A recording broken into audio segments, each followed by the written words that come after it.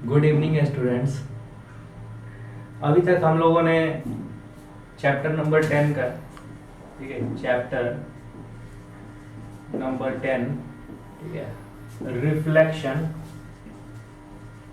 And refraction.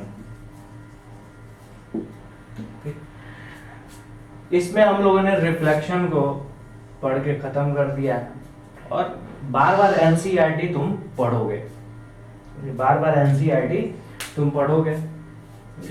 अब देखो हमारा जो बचा हुआ है, सिर्फ और सिर्फ बचा हुआ है न्यूमेरिकल प्रॉब्लम्स, इस पे कैसे आते हैं तो वो हम सीखेंगे यहाँ पे। क्लियर? अब देखो ये हम लोगों ने दो मेथड देखा था कि इमेज का फॉर्मेशन जो होता है वो कर्व मिरर के हिसाब से कैसे होता है। तो formation of image by curve mirror, ठीक। Formation of image by curve mirror से एक तो हम वो ज्योमेट्रिकल मेथड देखे थे, समझे? जिसमें क्या है, तुम्हें ना जो इमेज बनेगा, जो ऑब्जेक्ट बनेगा उसके हिसाब से ना साइज तुमको मेजर करना पड़ेगा। लेकिन ये जो है ना वाइडली यूज मेथड नहीं है, ये एक तरीका है, हम इससे भी कर सकते हैं, समझे? लेकिन इसका लिमिटेशंस है कि जैसे अगर मान लो कि अगर इमेज को, ऑब्जेक्ट को बहुत दूर पे रखा जाए तो वो हम पेपर पे ड्रॉ नहीं कर सकते हैं, समझे कि नहीं? दूसरा क्या है, जो हम फार्मूला वाला मेथड पढ़े थे, समझे? जो हम फार्मूला वाला मेथड पढ़े थे उसकी हम बात कर रहे हैं। तो इस फार्मूला वाला जो मेथड है ना, उस पे क्या होता है कि कुछ न्यूमेरिकल्स आते हैं और वो हमें एग्जाम पॉइंट ऑफ व्यू से वो बहुत ही इंपॉर्टेंट होता है। और वही न्यूमेरिकल हम यहाँ पे करना सीखेंगे कि किस तरीके से हमें करना है, क्या क्या किन किन चीज़ों का ध्यान रखना है, समझे कि नहीं? तो हम लोगों ने मिरर फार्मूला पढ़ा था, मिरर फार्मूला क्या था, 1/v plus 1/u equal to 1/f। जहाँ पे v हमारा क्या है, इमेज का डिस्टेंस है फ्रॉम दी पोल, u हमारा क्या है, ऑब्जेक्ट का डिस्टेंस है फ्रॉम दी पोल, और f क्या है, फोकस है उसका डिस्टेंस है फ्रॉम दी पोल। और यहाँ पे इसको अप्लाई करते हुए हम साइन कन्वेंशन का हमेशा यूज करेंगे, समझे? सेम मैग्निफिकेशन के क्या होता है, height of image divided by height of object equal to -v/u। ये जो डेरिवेशन है ना, ये भी बहुत ही आसान है, ज्योमेट्री से ये डेरिवेशन होता है, जो कि क्लास 12 में तुम्हें पढ़ना है, और वहाँ भी ये उतना इम्पोर्टेंट नहीं होता है, समझे? तो इसको भी हम अप्लाई करेंगे, ये दो फार्मूलों को हम यूज करेंगे। और इस दोनों फार्मूला को यूज करते समय ना हमें साइन कन्वेंशन का हमेशा ध्यान में रखना है, क्लियर? साइन कन्वेंशन का हमेशा ध्यान में रखना है। अब देखो f जो होता है हमारा वो पॉजिटिव होता है और f हमारा क्या होता है, निगेटिव होता है। तो निगेटिव किसके लिए होगा, तो कॉनकेव मिरर के लिए f जो होगा हमारा क्या होगा, निगेटिव होगा। क्यों? क्योंकि देखो ये मैं फिर से बता रहा हूँ, ठीक है, इस साइड में हमारा क्या होगा, पोल से, तो ये डिस्टेंस हमारा निगेटिव नापेंगे ना। और उसी तरीके से f पॉजिटिव होता है हमारा कॉन्वेक्स मिरर के लिए, समझे? उसमें क्या होता है, जो f होता है यानी कि पोल से हम डिस्टेंस इधर की तरफ जाते हैं, वो क्या है हमारा पॉजिटिव डिस्टेंस, ठीक है? तो ये दो बातें भी हमें ध्यान में रखनी है। अब देखो ये किताब में जो एग्जांपल 10.1 दे रखा है, इसको तुम पढ़ोगे अच्छे से, समझे? और इसी को मैं अभी बताने जा रहा हूँ, समझे? एग्जांपल नंबर 10.1 इसको मैं बताने जा रहा हूँ।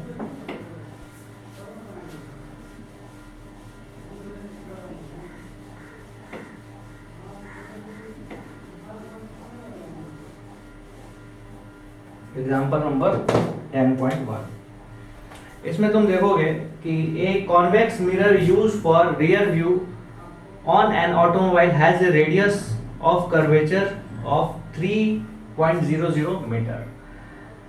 एग्जांपल 10.1, इसमें क्या दे रखा है कि कॉन्वेक्स मिरर की बात कर रहा है, समझे? कॉन्वेक्स मिरर की बात कर रहा है, और क्या दे रखा है, तो रेडियस ऑफ कर्वेचर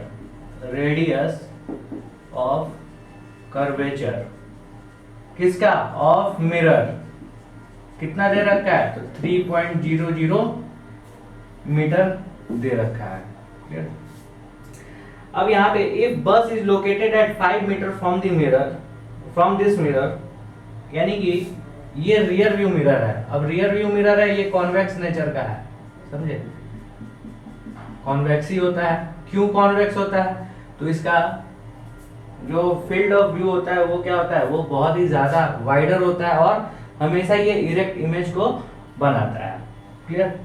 अब यहाँ पे ये चीज है कि हमें ऑब्जेक्ट को कहां पे रखना है, हमेशा, और हमेशा किधर की तरफ रखना है ऑब्जेक्ट को, तो ऑब्जेक्ट को हमेशा लेफ्ट की तरफ रखना है।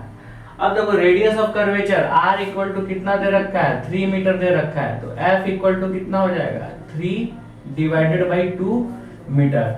और ये जो f है हम साइन कन्वेंशन इसमें लगाएंगे, साइन कन्वेंशन लगाएंगे। अब देखो f जो है वो किधर की तरफ है, पोल से इधर की तरफ होगा ना, तो ये हमारा सही है। अगर यहाँ पे, अगर यहाँ पे हमारा अगर कॉन्केव मिरर रहता है तो f हमारा निगेटिव में लेते हैं, तो ये कितना हो जाएगा 1.5 मीटर। क्लियर। अब देखो तुम्हें जो रे डायग्राम तुम अगर प्रैक्टिस अगर अच्छे से किए होगे ना, समझे, प्रैक्टिस अगर अच्छे से किए होगे तो तुम्हारा रिजल्ट दिमाग में बन जाएगा, समझे।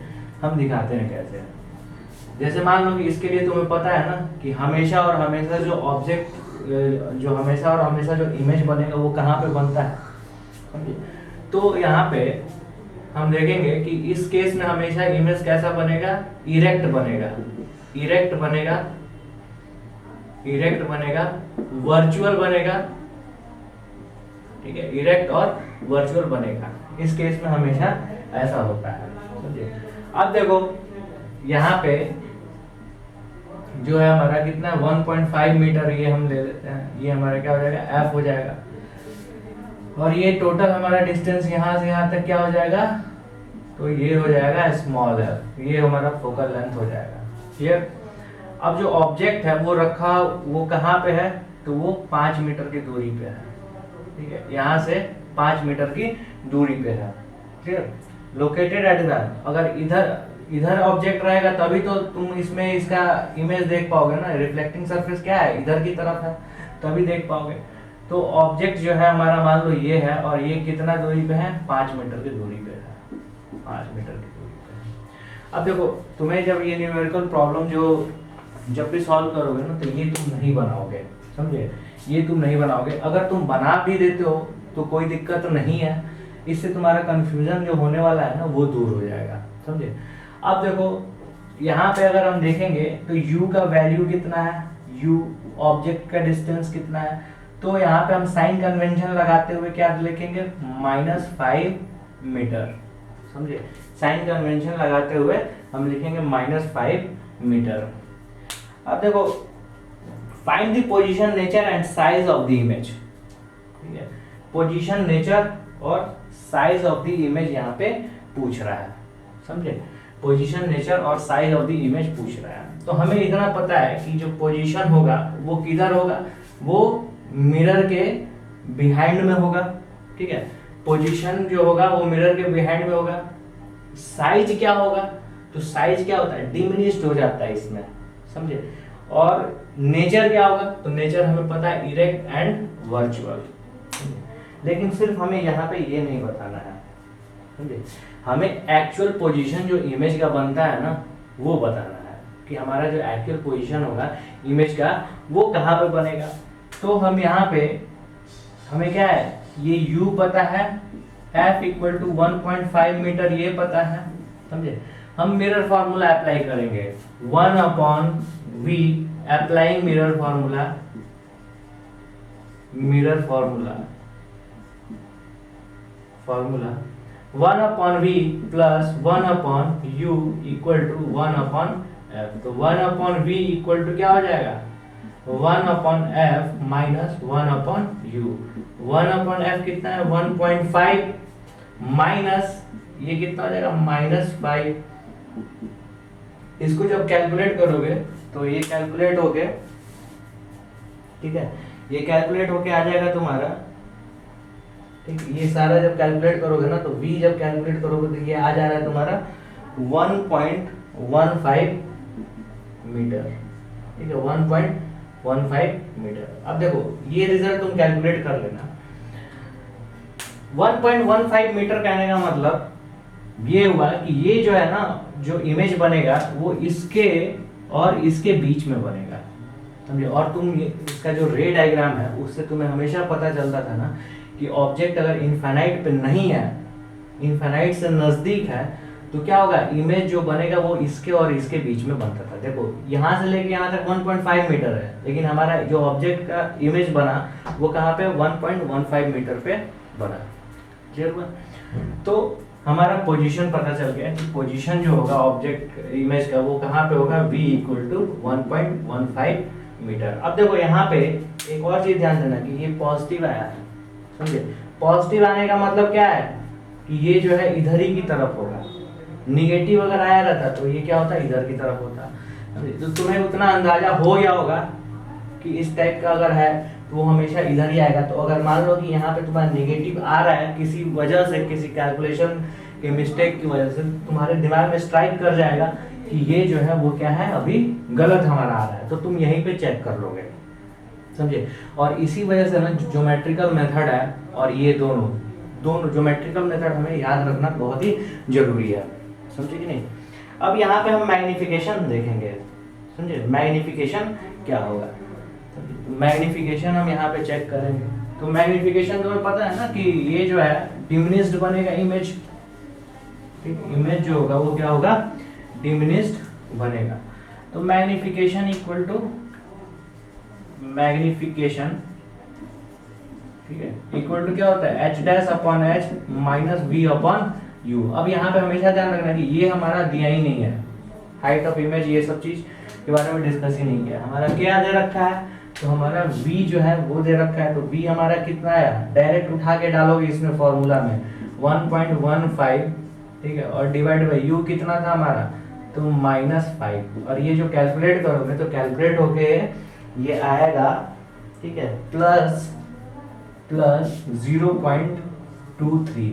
अब हम देखो पिछले ही क्लास में बताया था ना कि जो मैग्निफिकेशन अगर 0.23 आए, ठीक है, प्लस में, इसका मतलब क्या हुआ, तो प्लस का मतलब क्या हुआ हमारा कि वर्चुअल इमेज बन रहा है और इरेक्ट इमेज बन रहा है, समझे।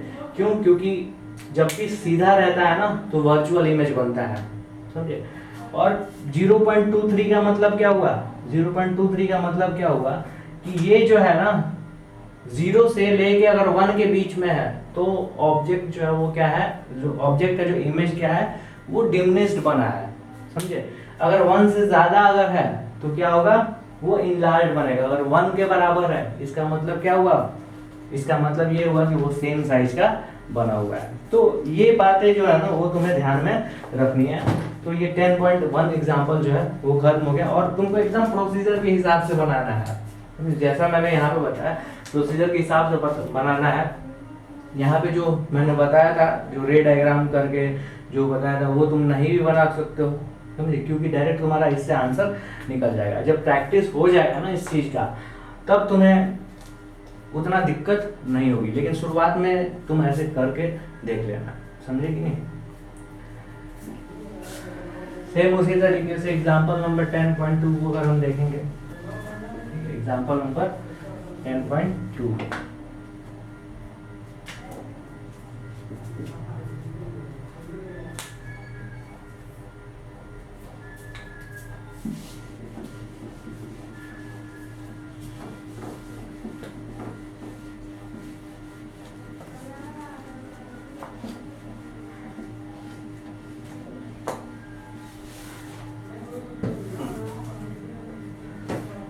देखो यहाँ पे दे रखा है कि an object 4 centimetre in size. तो सबसे पहले ऑब्जेक्ट का जो साइज ही पहले दे रखा है, तो हाइट जो है ऑब्जेक्ट का हम ले लेंगे 4 centimetre. Is place 25 centimetre in front of A concave mirror. यहाँ पे क्या है, कॉनकेव मिरर है, समझे। कॉनकेव मिरर के 25 सेंटीमीटर सामने रखा गया है, तो u का जो वैल्यू होगा वो कितना होगा, 25 सेंटीमीटर, ठीक है। देखो क्वेश्चंस को तुम जो है ना बहुत अच्छे से पढ़ोगे, बार बार पढ़ोगे, और जो भी हमारा इसमें दे रखा है गिवन वो हम पहले निकालेंगे। समझे? देखो 10th लेवल का है ना, तुम लोगों का इतना कॉम्प्लिकेटेड नहीं है जो भी क्वेश्चंस और न्यूमेरिकल्स आते हैं, सिंपल है, फॉर्मूला में रखना है और इसको बना देना है, उतना कॉम्प्लिकेटेड है होता नहीं है तुम लोगों का। तो यहाँ पे ध्यान रखना। Concave mirror of focal length कितना है? 15 सेंटीमीटर, यानी कि कॉनकेव मिरर का जो फोकल लेंथ है वो कितना है? देखो कॉनकेव मिरर का जो फोकल लेंथ है वो कितना है? 15 सेंटीमीटर, 15 सेंटीमीटर। अब यहाँ पे देखो साइन कन्वेंशन हम अप्लाई करेंगे सब में, समझे? साइन कन्वेंशन के साथ हम इसमें लिखेंगे। अब देखो ऑब्जेक्ट जो हमेशा लेफ्ट की तरफ रखते हैं ना, तो हम यहाँ पे क्या रखेंगे? -25 सेंटीमीटर। कॉनकेव मिरर अगर है, कॉनकेव मिरर है, ठीक है, तो इसमें इसका जो फोकल लेंथ होगा वो कितना हो जाएगा? -15 सेंटीमीटर, समझे? At what distance from the mirror, हम मिरर के कितने डिस्टेंस पे हम एक स्क्रीन रखेंगे, ठीक है, स्क्रीन रखेंगे पे should a screen be placed in order to obtain a sharp image. अब देखो जब भी स्क्रीन की बात कर रहा है ना कि स्क्रीन पे हमें इमेज को लेना है, यानी कि वो इमेज कैसा बनेगा? रियल बनेगा, समझे? ये बात ध्यान में रखना पड़ेगा। देखो जब भी स्क्रीन की बात करें कि स्क्रीन पे हमें इमेज को लेना है, यानी कि वो इमेज कैसा बनेगा? वो रियल बनेगा, समझे? तो V हमारा जो होगा वो कैसा होना चाहिए? निगेटिव में ही होना चाहिए। जो हमारा V होना चाहिए वो कैसा होना चाहिए? वो निगेटिव में भी होना चाहिए, निगेटिव वैल्यू, समझे? क्यों? क्योंकि अगर ऑब्जेक्ट जिस साइड में है उसी साइड में अगर हमारा इमेज बने तो वो इमेज कैसा होता है? इन्वर्टेड और रियल होता है। ये हमें ध्यान रखना है कि इसका निगेटिव वैल्यू आना चाहिए। चलो अब देखो शार्प इमेज हमें चाहिए। शार्प इमेज का मतलब क्या होगा? जैसे कि मान लो कि दो रे जहां से निकलता है ना और टकरा के जहां पे अगर कट करता है तो वहां पे हमारा इमेज बनता है, यानी कि वहां पे अगर हम स्क्रीन को प्लेस करेंगे ना तो कैसा इमेज दिखाएगा? एकदम से शार्प इमेज दिखाएगा। शार्प इमेज का मतलब देखो क्या होगा, जैसे मान लो कि ये है यहाँ पे, जैसे ये देखो यहाँ पे परछाई बन रहा है ना अगर, तो इसका परछाई उतना शार्प नहीं है, लेकिन अगर एकदम नजदीक ले जाएंगे तो देखो परछाई जो है हमारा शार्प बन जाता है, समझे? तो शार्प इमेज का मतलब ये हुआ। Find nature and size of the image. Nature और साइज हमारा इमेज का पता करना है, ठीक है? नेचर और साइज हमें पता करना है इमेज का, ठीक है? अब देखो यहाँ पे सबसे पहले हम V निकालेंगे, समझे? सबसे पहले हम V निकालेंगे। अब तुमको ये देख के पता चल रहा है कि कॉनकेव मिरर है, ठीक है? अब देखो फोकल लेंथ हमारा कितना है? 15 सेंटीमीटर है, समझे? तो हमारा रेडियस ऑफ कर्वेचर कितना हो जाएगा?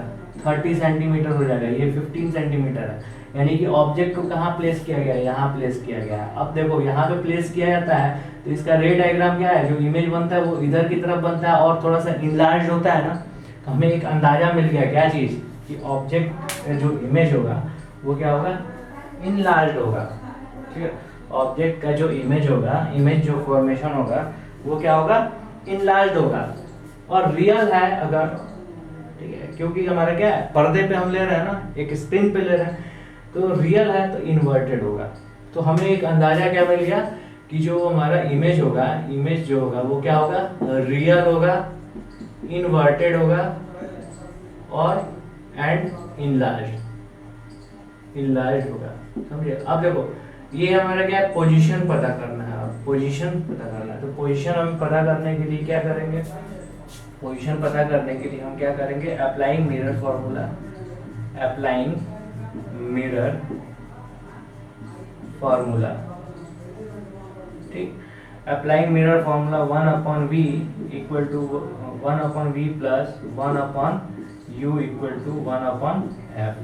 यहाँ पे हम उठा के सीधे डाल देंगे। देखो साइन कन्वेंशन हम यहाँ पे अगर लगा दिए हैं तो हम उठा के सीधे डालेंगे, तो 1/v इक्वल टू क्या हो जाएगा? -25 1/-15, समझे? तो 1/v इक्वल टू क्या हो जाएगा? तो 1/-15, ठीक है? और ये जो है यहाँ पे माइनस हो जाएगा और माइनस हो जाएगा तो इधर जाएगा तो क्या होगा? 1/25। इसको जब तुम कैलकुलेट करोगे तो v इक्वल टू कितना आ रहा है इसमें, समझे? जो v कैलकुलेट करोगे तो वो आ रहा है 37.5 सेंटीमीटर। ठीक है, ये कितना आएगा हमारा -37.5 सेंटीमीटर। अब देखो ये 30 है तो देखो 37.5 सेंटीमीटर क्या होगा, यहाँ से इसके इधर ही होगा ना, तो हमारा पोजीशन निकल गया, क्या हो गया -37.5 सेंटीमीटर। अब देखो v माइनस में आया, इसका मतलब क्या हुआ, ये इधर ही होगा, समझे। 37.5 आता तो क्या होता, वो इधर रहता, लेकिन -37.5 आया यानी कि वो इधर ही होगा। तो देखो अगर तुम्हें ये अगर क्लियर है ना, तो थोड़ा बहुत ये भी क्रॉस चेक कर सकते हो, तुम्हारे एग्जाम में गड़बड़ी जो होता है ना वो कम हो जाएगा होना, समझे कि नहीं। एग्जाम में जो गड़बड़ी होता है वो कम हो जाएगा होना। तो हमें स्क्रीन कहाँ पे रखना पड़ेगा, तो इन फ्रंट ऑफ मिरर कहाँ पे, तो 37.5 सेंटीमीटर की दूरी पे रखना पड़ेगा, समझे कि नहीं। अब देखो यहाँ पे क्वेश्चन और क्या कह रहा है कि साइज ऑफ द इमेज हमें पता करना है, साइज ऑफ इमेज हमें पता करना है। तो साइज ऑफ इमेज पता करना है, इसके लिए हमें क्या करना पड़ेगा, मैग्निफिकेशन का फॉर्मूला अप्लाई करना पड़ेगा। तो मैग्निफिकेशन इक्वल टू क्या होता है, h dash upon h equal to minus v upon u। अब यहाँ पे देखोगे कि मैग्निफिकेशन हमें पता नहीं है, लेकिन हम इस दोनों को अगर इक्वल करते हैं तो h डैश हमारा क्या है, यही हमें पता करना है। h हमारा कितना है 4 सेंटीमीटर, और 4 सेंटीमीटर h हमारा जो है ऊपर की तरफ रखेंगे ना, ठीक है, ऑब्जेक्ट जो है ऊपर की तरफ रखेंगे।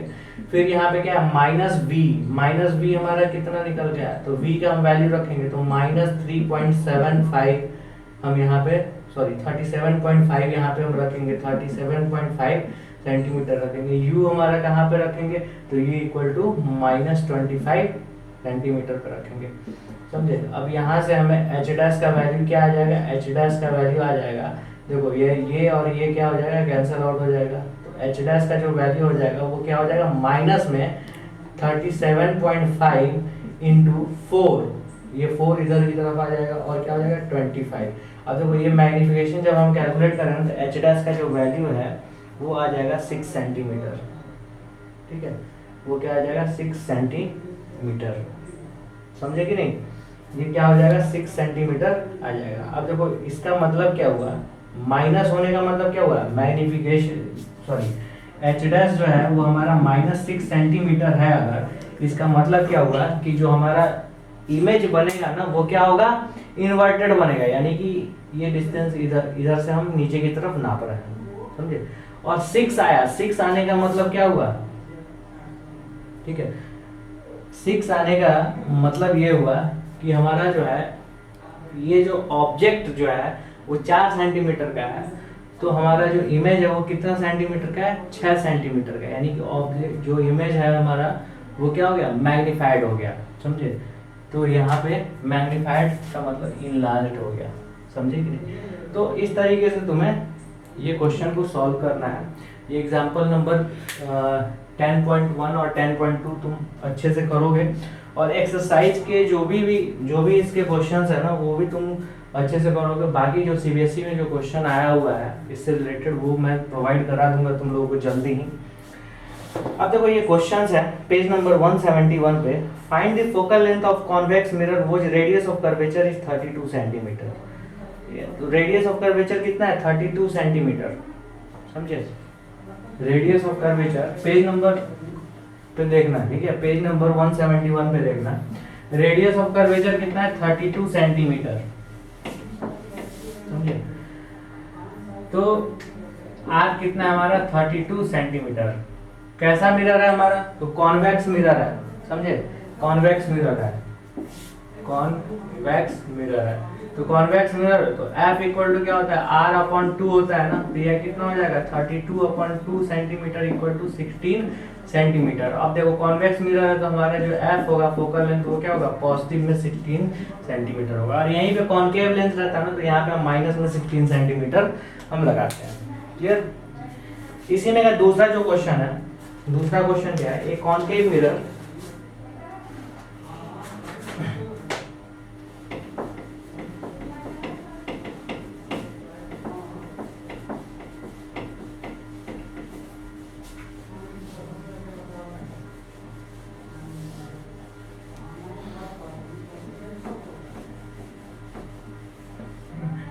दूसरा क्वेश्चन है क्या है, एक concave mirror produces 3 times magnified image, ठीक है।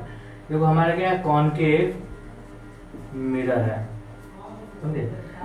मैग्निफिकेशन कितना है, 3 टाइम्स मैग्निफाइड इमेज है, ठीक है। एक concave mirror produces 3 times magnified real image. तो 3 टाइम्स मैग्निफाइड रियल इमेज का मतलब क्या हुआ, आगे माइनस रहेगा। रियल के लिए हम क्या लगाते हैं, माइनस आगे लगाते हैं, और जो m का वैल्यू होगा वो क्या होगा, 3 होगा, यानी कि टोटल मैग्निफिकेशन क्या हो जाएगा, -3 हो जाएगा, समझे। Real image of an object placed at 10 centimetre from it. Object कहाँ पे प्लेस्ड है, तो वो क्या है, 10 सेंटीमीटर के पास, मतलब 10 सेंटीमीटर मिरर के आगे प्लेस्ड है।